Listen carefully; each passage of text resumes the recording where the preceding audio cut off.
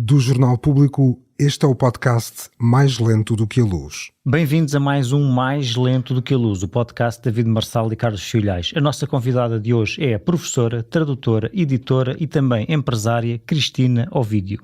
Fez traduções para a Gradiva, trabalhou nas editoras Oficina do Livro, Planeta e Clube de Autor, nas quais editou muitos autores conhecidos. Recentemente foi moderadora do programa da SIC Original é a Cultura, com Dulce Maria Cardoso, Rui Vieira Neri e Carlos Filhais. Leitora apaixonada, é uma promotora da cultura, designadamente no Clube de Leitura, que dinamiza no seu bar Menina e Moça, no Cais de Sodré. Cristina Ovídio é um dos 4 filhos do professor António Manuel Batista, que além de professor de Física na Academia Militar e investigador em Medicina Nuclear no Instituto Português de Oncologia, foi pioneiro da divulgação de ciência em Portugal na rádio e na televisão. O pai, falecido em 2015, faria 100 anos este ano se estivesse vivo. Esta é, portanto, uma boa ocasião para lembrarmos, através do seu testemunho pessoal, essa grande figura da cultura nacional. Bem-vinda, Cristina. Muito obrigada. Cristina, olá. É um Olá. gosto ter-te no nosso programa e, enfim, queremos lembrar o teu pai, o professor António Manuel Batista, que era físico, e a tua mãe era farmacêutica. Vamos então aos inícios de tudo. Como e quando é que eles se conheceram? Que recordações mais antigas é que guardas deles? Na verdade, ao lado de um grande homem está sempre uma grande mulher. E a minha mãe, na verdade, é muito esquecida.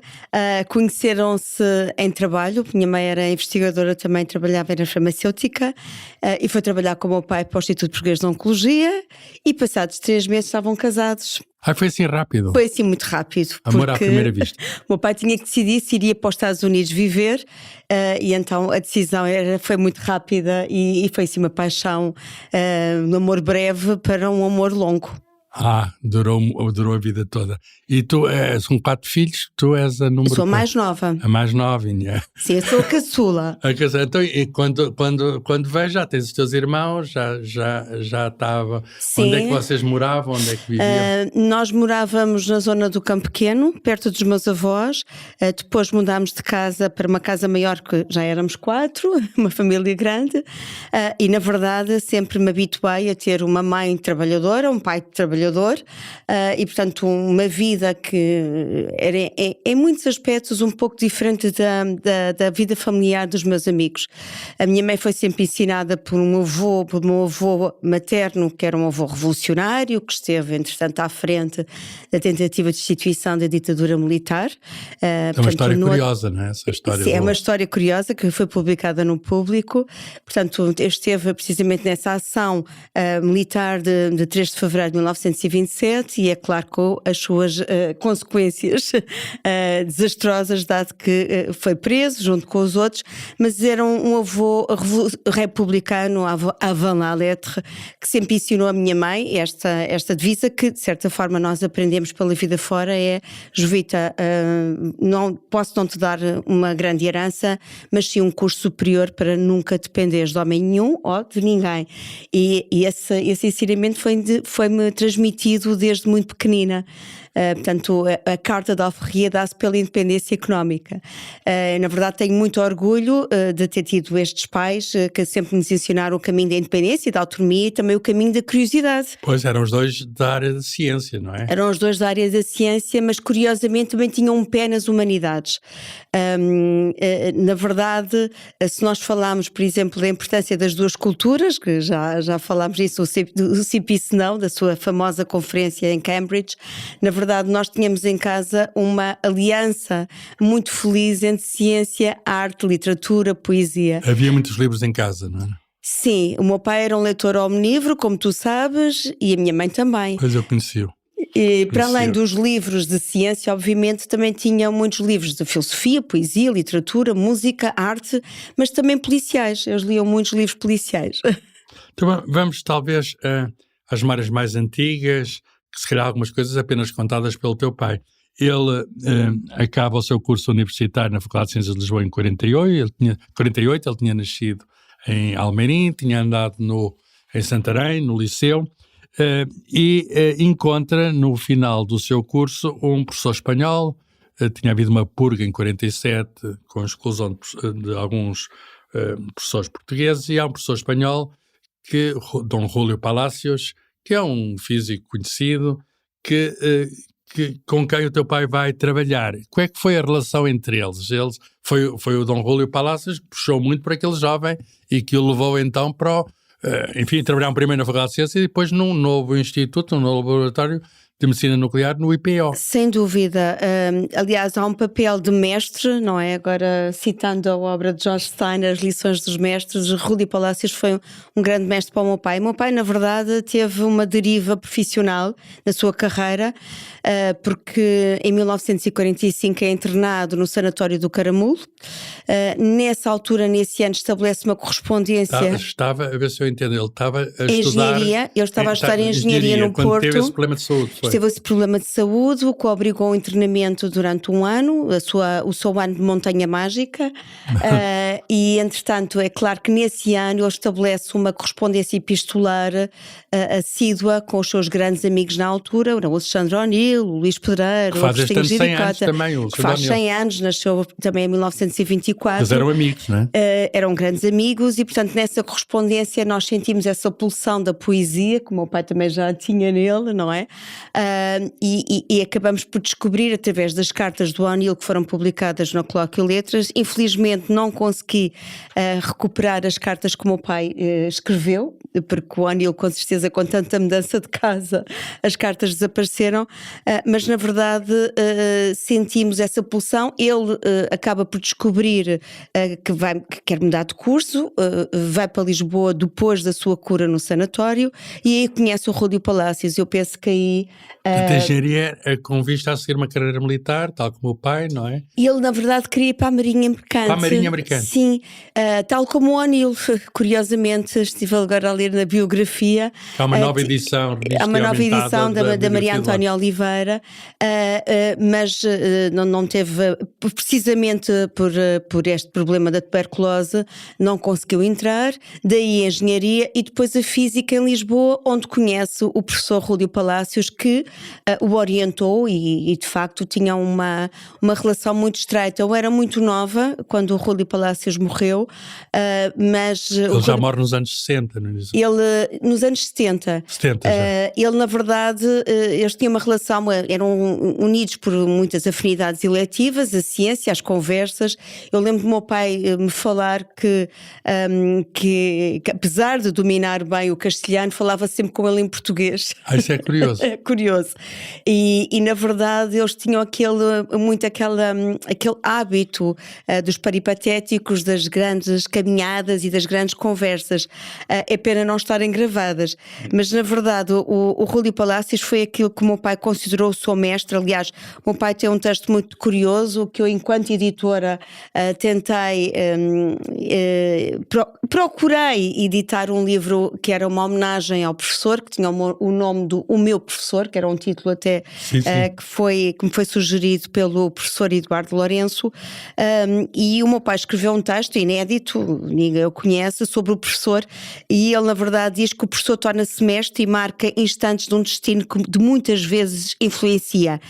Portanto, há aqui uma homenagem na verdade ao professor que consegue encontrar uma música escondida no instrumento musical, e na verdade o meu pai tinha essa música escondida e obviamente através desta descoberta eles enverdaram por muitos caminhos, por muita... Há um artigo feito na Nature, dos dois, numa altura em que era pouco comum os portugueses publicarem na Nature, em 1952, e é muito interessante, e depois ele continuou sempre a sua carreira de investigador até ao fim, quer dizer, foi lançado pelo Rúlio Palácios, mas depois ele próprio fez escola no Instituto Português de Oncologia, no Laboratório de Radioisótopos, e mostrou que a física pode ser útil às pessoas.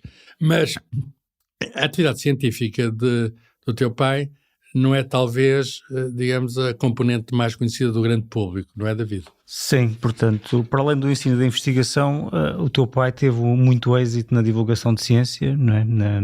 Na emissora nacional, na RTP, e foi uma voz que se foi tornando conhecida, que ajudou ao despertar de vocações científicas. Conheci a voz dele antes de eu conhecer pessoalmente. Eras uma criança, não é? Eu era uma criança. Sim. Até na escola primária, eu lembro de andar à escola primária, punha-se o rádio a certas horas e davas o que era a telescola, ele com aquela voz muito pausada, muito característica. Acho que toda a gente se lembra da voz do professor António Manuel Batista. Consegue explicar esse prolongado interesse do teu pai pela cultura científica, não só pela ciência, mas também pelo papel da ciência na sociedade e a apropriação das pessoas por essa... É curioso, e talvez recuando um pouco, o meu pai num texto autobiográfico escreveu que aos 11, 12 anos de idade deve ter recebido uma primeira mensagem sobre o meu caminho. Leia A Ilha Misteriosa de Júlio Verne, depois o Robinson Crusoe de Defoe.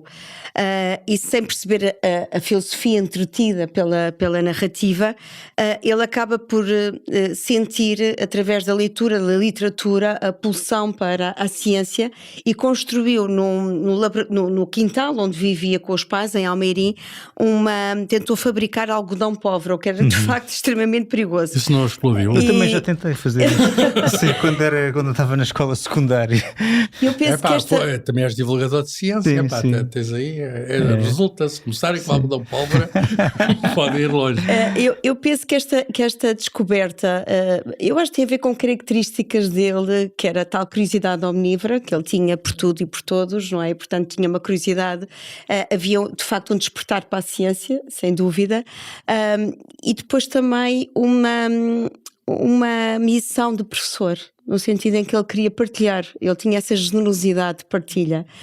E na verdade estes programas de rádio, curiosamente, os primeiros programas de rádio da emissora nacional eram gravados com a minha mãe. Tinham um título Ciência ao Serviço do Homem, um dos programas... Tua mãe gravava o genérico, era? A minha mãe gravava o genérico, foi escolhida pela voz, tinha uma belíssima voz e uma belíssima dicção, portanto ninguém sabia que era a mulher dele, aliás, quando foi escolhida pelo casting, portanto foi uma opinião objetiva e imparcial, e portanto eu habituei-me desde pequenino a ouvi-los, e sei que a minha mãe também contribuía muito para esses programas e por todo o trabalho do meu pai, porque para além de farmacêutica ela tinha um belíssimo conhecimento de português, e na verdade era uma dupla, era uma equipa que funcionava muito bem. Essa apetência para a divulgação, para o ensino, sempre lhe seguiu até ao resto da vida dele. Curiosamente, Carlos, e tu sabes que para além de um percurso variado, nós estivemos depois um ano em Michigan, ele foi convidado pela Universidade de Michigan. Deu lá uma sabática. Foi o seu ano sabático, foi o primeiro professor de medicina nuclear, aliás, no ano anterior tinha estado o Jorge Luís Borges e por um ano não se encontraram, foi muita pena também para nós, não é? Que mais tarde eu descobri quem era, de facto o Jorge Luís Borges, eu era muito miúda, mas o que é curioso, ele ele sentia-se muito contente por um convite que lhe foi feito aos 70 anos, já jubilado, quando recebeu um telefonema da Universidade de Michigan, convidá-lo para regressar. E ele até perguntou, mas porquê? Agora com esta idade vou dar aulas de quê? Falar de quê? Eles disseram de tudo, basta só chegar e falar de tudo. De maneira que, para além dessa apetência para a ciência e para este estudo apurado, porque era um homem de facto de grande estudo, não é? Fez muitos trabalhos e portanto contribuiu muito, era um homem de facto que tinha uma paixão enorme pelo saber, pelo conhecimento e por tudo à sua volta. Literatura também, ele gostava de Jorge Luís Borges. Jorge Luís Borges. Quais eram os autores dele, os autores que... Olha, ele tinha vários autores, aliás, curiosamente, o meu pai no final da vida gravou um CD com os poemas da vida dele e selecionou os seus poetas, desde Miguel de Unamuno ao Garcia Lorca. Nós habituámos muito, por exemplo, a ouvir, a dizer de cor, não é? Que é de facto a forma de manifestar o amor, a paixão pelos poetas. Garcia Lorca era de facto um dos seus poetas de paixão, mas também outros, Alexandre O'Neill, como é óbvio, tinha Fernando Pessoa, tinha Miguel Torga, António Machado, Manuel Machado, quer dizer, muitos dos autores fizeram parte da vida dele, mas também na prosa, por exemplo, o Chesterton, ele falava muito do Chesterton, do Bernard Shaw, dos filósofos, o Bertrand Russell, por exemplo, portanto, havia muitos poetas, e nós, na verdade, nós não nos tínhamos apercebido desta capacidade, ele tinha uma memória incrível. É engraçado. E citações, ele fazia muitas citações, tirava do bolso da cabeça, da memória, citações. E sobre citações, e o Niels Bohr dizia isto, e o Einstein disse também, E o Oppenheimer disse Ele ainda... tinha de facto uma memória prodigiosa e aquilo que nos de facto nos embevecia em miúdos era ouvi-lo dizer de cor muitos poemas. Eu, se me permitem, eu selecionei aqui um poema muito curto, que eu sei que temos muito pouco tempo, do Federico Garcia Lorca, que se chama Canção Tonta, que ele que é onde citava, está nessa antologia que ele está deixou para os nesta filhos. antologia que ele deixou num CD para os filhos, uma espécie de rosa para o mundo, não é? Como o Hermínio Monteiro também nos deixou, e esta Canção Tonta é muito pequenina, mas de facto traduzia, eu vou ler, eu espero honrar, porque ele dizia muito bem, e então é assim: mamã, eu quero ser de prata, filho, terás muito frio. Mamã, eu quero ser de água, filho, terás muito frio. Mamã, borda-me em tua almofada. Está bem, agora mesmo. E é uma simplicidade, uma poesia, mas que diz o tanto, não é? Porque é esta sensibilidade de um homem da ciência que na verdade abraçava... Ele próprio era poeta, não é? Ele próprio, sim. Embora, enfim, não gostava muito de mostrar os poemas dele. Ele não se dedicava... Nunca publicou. Ele não publicou. Aliás, eu publiquei um dos poemas dele dedicado a Einstein, que, como sabes, era uma das suas obsessões.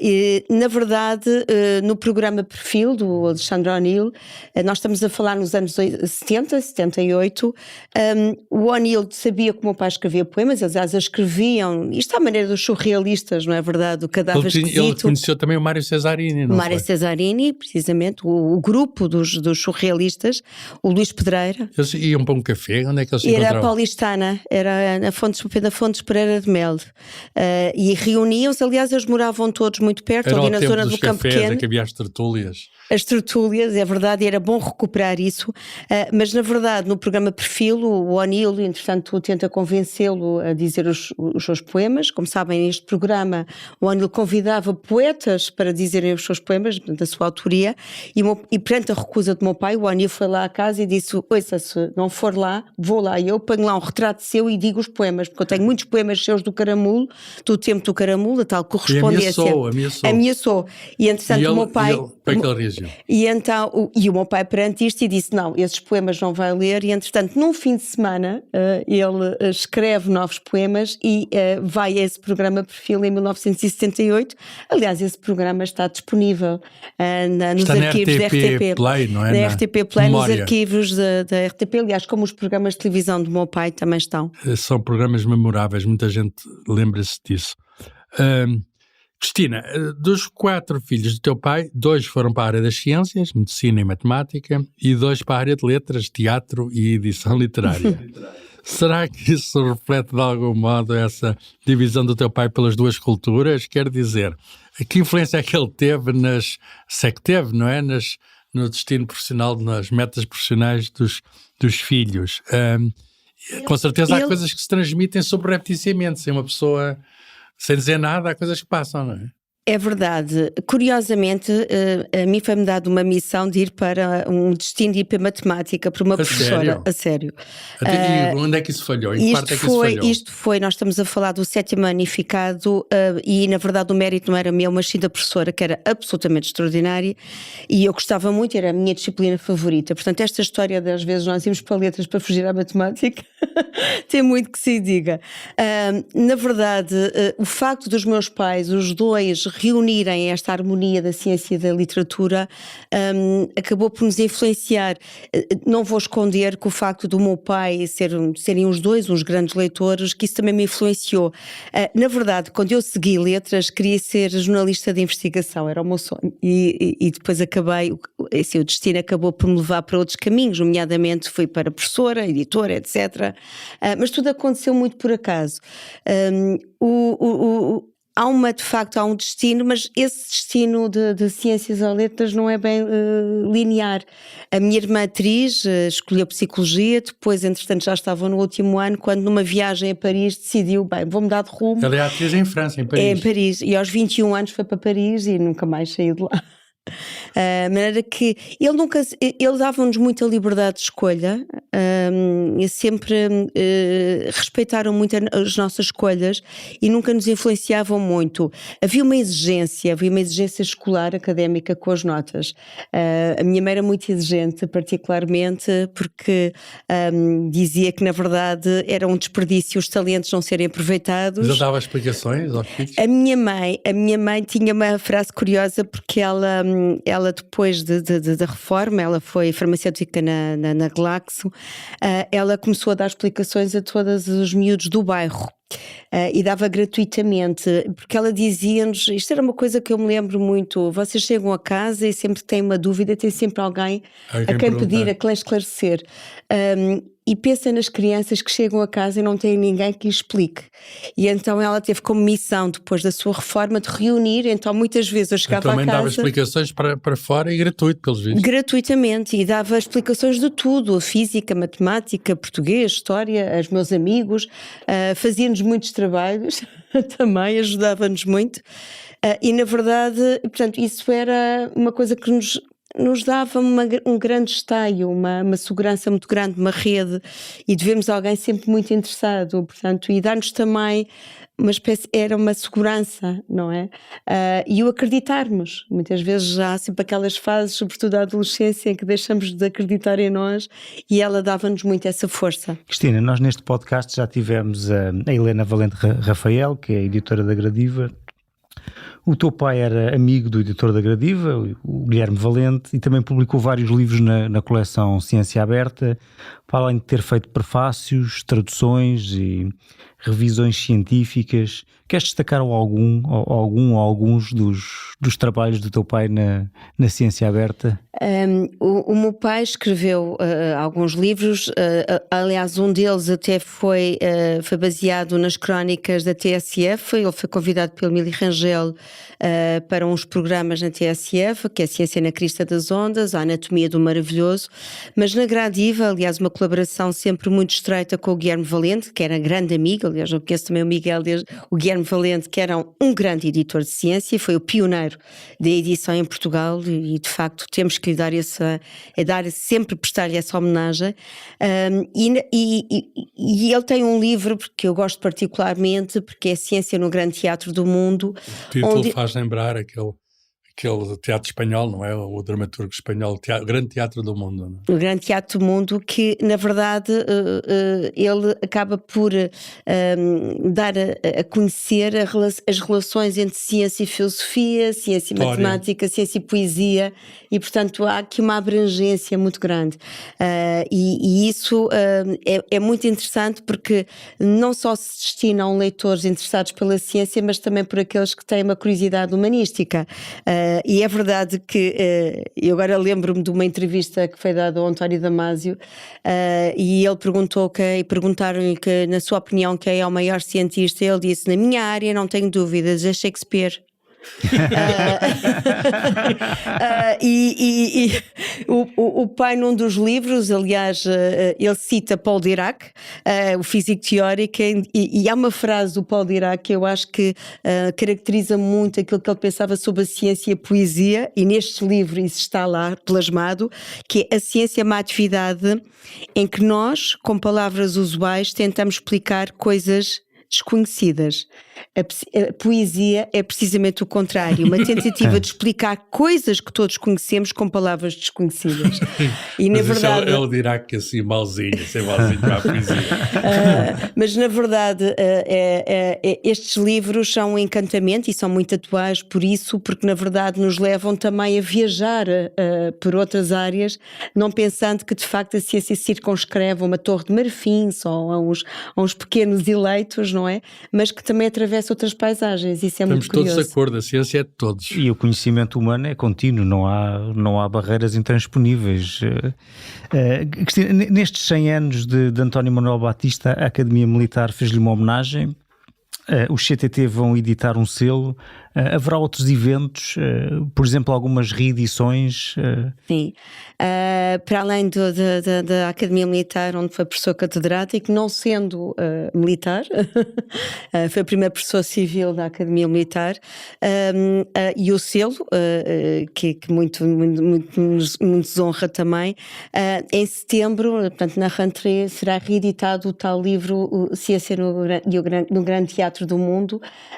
Portanto, está em processo agora de revisão e portanto isso e eu espero que outros livros da sua produção sejam depois levados também ao público e também de certa forma divulgados, não é? Porque precisam também de uma voz e de vozes, sobretudo jovens, não é?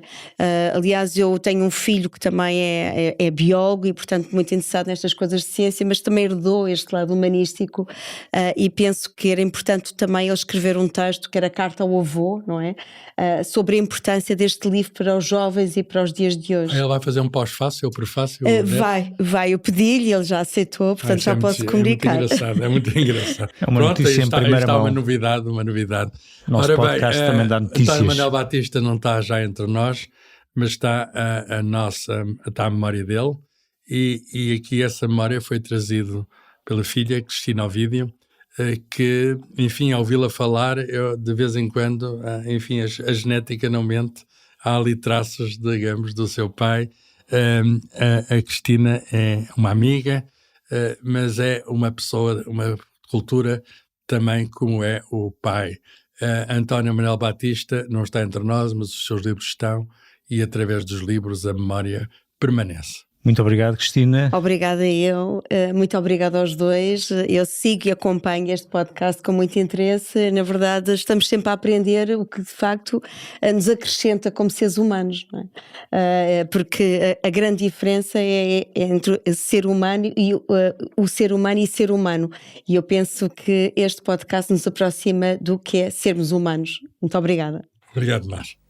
Será possível, por observações realizadas à superfície da Terra, sem referência aos outros planetas, ao Sol e a outras estrelas, detectar o movimento de rotação da Terra em torno de um seu eixo? A resposta foi afirmativa. Existem certos fenómenos naturais que indubitavelmente refletem este movimento de rotação da Terra e é possível realizar experiências que demonstram igualmente esse movimento. A experiência central que mostramos foi a do pêndulo de Foucault. Exatamente tenho atrás de mim uma gravura da época, 1852, em que se mostra esta experiência num pêndulo que Foucault construiu no Panthéon de Paris. Nós fomos até ao Museu Nacional da Ciência de Coimbra e eu tenho aqui uma montagem em que mostro à esquerda a fase inicial do movimento do pêndulo e à vossa direita o pêndulo a oscilar decorridos já 10 minutos. Como podem observar, relativamente à linha que marcamos no solo, já é visível, decorridos estes 10 minutos, uma rotação do plano de oscilação do pêndulo. O público fica no ouvido.